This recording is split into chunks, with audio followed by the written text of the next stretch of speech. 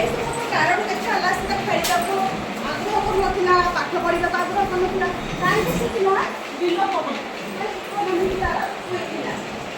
ଆମେ କିପରି ସେଇ ଗୋଟେ ଷ୍ଟ୍ରିମ୍ ଗୋଟେ ଜାଗାରୁ ଆଣିକି ଗୋଟେ ମେନ୍ ଷ୍ଟ୍ରିମ୍ରେ ପହଞ୍ଚିବା ଆମ ସମସ୍ତଙ୍କର ଗୋଟେ ଗୋଟିଏ କର୍ତ୍ତବ୍ୟ।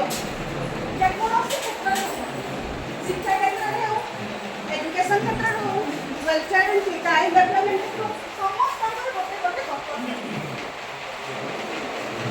এই যে কম্পিটিটিভ কম্পিটিশন